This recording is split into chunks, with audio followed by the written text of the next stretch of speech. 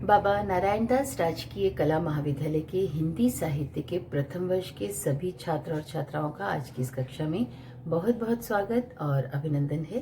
प्रिय विद्यार्थियों, जैसा कि आपको विदित है कि हमें अपने पाठ्यक्रम में आदिकाल और भक्तिकाल दोनों के विषय में अध्ययन और चर्चा और मनन करना है। तो बहरहाल आदिकाल पर हम विस्तृत चर्चा कर चुके हैं पिछली कक्षाओं में और भक्तिकाल भी हमने प्रारंभ कर दिया था। आज मैं डॉक्टर अनीता नायर आप लोगों के लिए लेकर के आई हूँ।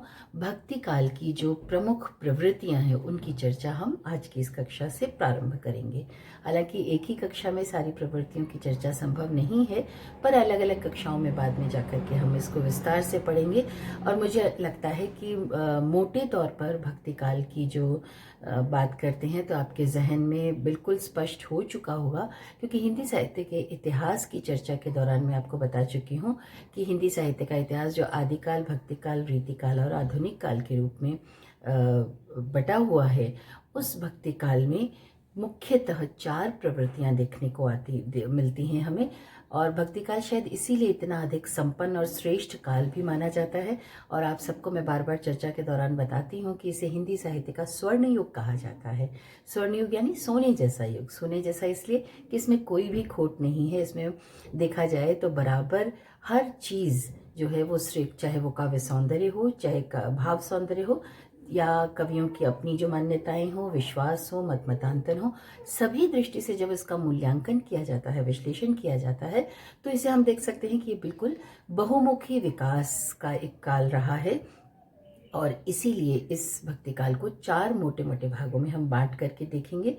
तो सबसे पहले एक मोटा मोटा जो बंटवारा, जो वर्गीकरण है वो किया गया है हिंदी साहित्य में भक्ति काल को एक निर्गुण भक्ति काव्य के रूप में और एक सगुण भक्ति काव्य के रूप में। जैसा कि इसके नाम से ही बिल्कुल स्पष्ट हो जाता है, निर्गुण यानी जो ईश्वर को ये मानता है कि जैसे हम मानते हैं कि जिस तरह जो नास्तिक दर्शन है या इस तरह के दर्शन है जो भगवान के एक साकार स्वरूप की, मूर्ति पूजक स्वरूप की विवेचना नहीं करके वो सिर्फ ये कहते हैं कि भगवान जो है वो ऐसे नहीं है, ऐसे नहीं है, ऐसे नहीं, यानी नेति नेति नेति, ये जो चर्चा है उसी के आधार पर इन्हें निर्गुण निर्गुण काव्यधारा कहा गया। क्योंकि इस वर्गीकरण में हम देखते हैं कि 2 तरह की प्रवृत्तियां प्रचलन में रही हैं। पहली तो ज्ञानाश्रयी संत परंपरा रही और दूसरी प्रेमाश्रयी सूफी काव्य परंपरा रही। तो जैसा कि इन दोनों के नाम से ही आप समझ सकते हैं कि ज्ञानाश्रयी यानी जो ज्ञान को श्रेष्ठ मानती हो, जो ये मानती हो कि परमपिता परमात्मा का अस्तित्व जो है वो ज्ञान के द्वारा ही प्राप्त किया जा सकता है और ज्ञान स्वयं ही परमात्मा का एक स्वरूप है।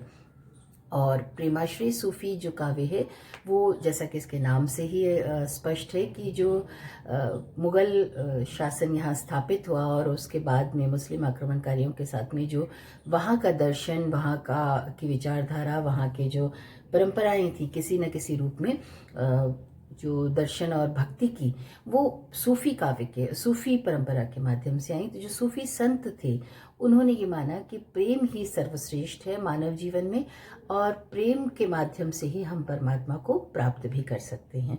तो वो प्रेमाश्रयी सूफी काव्यधारा के नाम से ये धारा प्रचलन में आ गई। अब दूसरी बात, मैंने आपसे कहा था 2 मोटे मोटे वर्गीकरण हैं।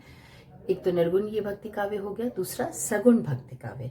सगुण भक्ति काव्य में जैसा कि आप सबको बहुत अच्छी तरह से पता है कि हमारे यहाँ जो राम भक्ति परंपरा यानी भगवान राम को सर्वशक्तिमान और परमपिता परमात्मा मान करके जो भगवान राम की पूजा अर्चना होती है, तो वो सगुण भक्ति काव्य की एक धारा के रूप में राम भक्ति काव्य धारा प्रचलन में आ गई, जहाँ राम को ही सर्वशक्तिमान और ताकतवर देवता के रूप में, हालांकि हमारे यहाँ 33 करोड़ देवी देवता की बात होती है हिंदू धर्म में, लेकिन उसमें भी विष्णु के ये जो 2 अवतार हैं राम और कृष्ण, उन्हीं की सर्वाधिक पूजा उस रूप में होती है। तो राम भक्ति काव्य धारा हो गई एक। सगुण भक्ति काव्य में दो मोटे मोटे वर्गीकरण हुए, निर्गुण और सगुण। निर्गुण का ज्ञानाश्रयी संत परंपरा और सगुण निर्गुण का दूसरा जो वर्गीकरण रहा वो प्रेमाश्रयी सूफी काव्यधारा रही। फिर सगुन की बात करते हैं तो सगुन में राम भक्ति शाखा और दूसरी कृष्ण भक्ति शाखा। तो कृष्ण भक्ति शाखा जो है वो कृष्ण भगवान को परमपिता परमात्मा और सर्वशक्तिमान मान करके उनकी पूजा अर्चना करती है। और उसी में आपने देखा कि राधिका के साथ भी वो सखी संप्रदाय वालों ने का उनका मतलब इस तरह के कई छोटे छोटे वर्गीकरण, और वो हम विस्तार से जब पढ़ेंगे तो मैं आपसे चर्चा करूंगी। तो बहरहाल ये 4 मोटे वर्गीकरण है। मैं सबसे पहले बात करती हूँ ज्ञानाश्रय संत काव्य परंपरा की। तो ज्ञानाश्रय संत काव्य परंपरा, जिसे कि आचार्य रामचंद्र शुक्ल ने कबीर और नामदेव द्वारा प्रवर्तित जो भक्ति काव्यधारा है उसे निर्गुण ज्ञानाश्रय शाखा के नाम से अभिहित किया है। इसी तरह डॉक्टर हजारी प्रसाद द्विवेदी जी ने इसे निर्गुण भक्ति साहित्यिक कहा और डॉक्टर रामकुमार वर्मा ने इसे संत काव्य परंपरा नाम दिया। तो हम इनमें से कोई भी नाम ले सकते हैं, सभी नाम प्रचलन में है और सभी को पता है कि चाहे आप निर्गुण ज्ञानाश्रय शाखा कहो, चाहे निर्गुण भक्ति साहित्य कहो, चाहे आप संत काव्य परंपरा कहो, सभी कुछ उसी रूप में आ जाता है। तो यहाँ पर सबसे मोटी बात जो है वो संतों की परंपरा जो है वो विशेष रही है, जो ज्ञान को, निर्गुण ब्रह्म ज्ञान को सर्वश्रेष्ठ मानते थे। और उनका ये मानना था कि निर्गुण संत जो है वो ब्रह्मज्ञानी होते हैं, कर्मकांड विरोधी भी होते हैं, और संत वो होता है जो सत्य स्वरूप को, परम तत्व की अनुभूति कर लेता है और अपने निजत्व को उसी में तद्रूप कर लेता है, यानी अपने आप को उसी में विलीन कर लेता है। जो सत्य स्वरूप नित्य सिद्ध वस्तु का साक्षात्कार के उसी में लीन हो जाता है वही संत कहलाता है। यानी संत को लौकिक ऐष्णाओं का, लौकिक कामनाओं का, लौकिक इच्छाओं का, सांसारिक उठक पटक से उनका कोई सरोकार नहीं होता है। आचार्य विनय मोहन ने इसे आत्मोन्नति करके परमात्मा से एकत्व स्थापित करने वाला संत कहा, जो कि हम व्यवहार में देखते हैं, आप लोग भी देखते हो। हम साधु संत कहते हैं तो क्या होता है, वो हमारी लौकिक जीवन की जो आचार विचार हैं, उसकी जो परंपराएं हैं, जो गृहस्थ है या जो दैनंदिन के व्यापार हैं कि भाई पैसा कमाना है, फिर उसको अपने रिश्तेदारों में, अपने लोगों में, अपने समाज में हम जो अपना अपना अपना करके बहुत सारे वर्गीकरण कर लेते हैं, संत उन सब से बिल्कुल अलग होते हैं। तो सामान्यतः हम देख सकते हैं कि जो निर्गुण की उपासना है वो संत किया करते हैं और इसीलिए उन्हें हम निर्गुण जो भक्ति धारा है उसकी परंपरा के संत कहते हैं। अब इनमें आपको अच्छी तरह से याद होगा, कबीर का नाम लिया जाता है, नानक का, दादू का, सुंदरदास का, ये तमाम संत कवि हैं।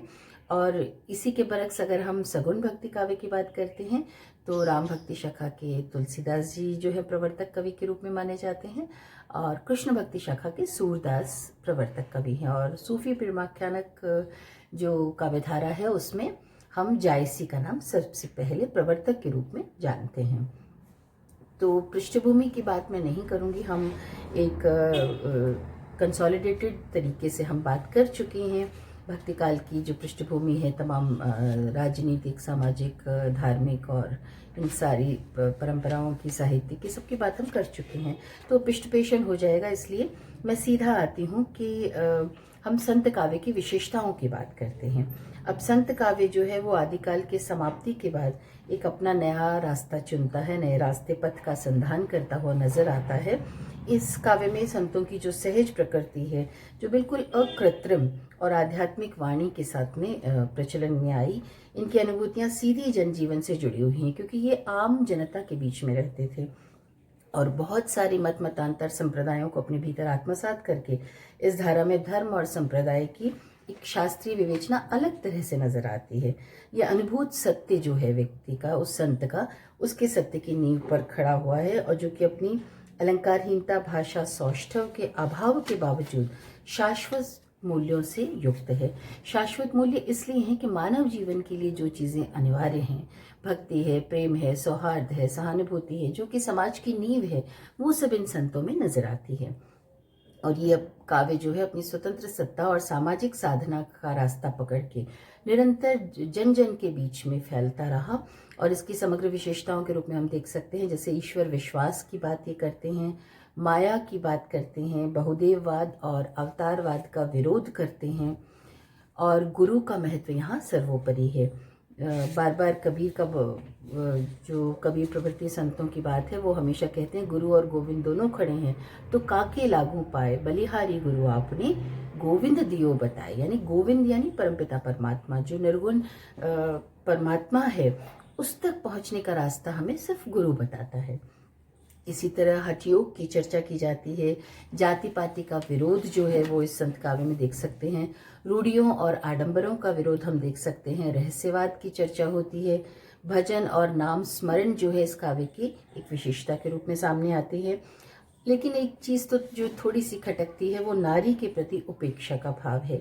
हालांकि वो भी इन्होंने बहुत सधे स्वरों में कोशिश की है, क्योंकि उन्हें ऐसा लगता है कि नारी के आगमन से जो संत कवि हैं जिनके भी अंदर जो एक अलग तरह का कहना चाहिए कि लोक जीवन की परंपराओं से वो अलग हो जाते हैं, वो फिर से उसमें घुसने लगते हैं, क्योंकि वहाँ से फिर से उनकी काम भावना जागृत होती है और बहुत सारी दूसरी चीज़ें हैं।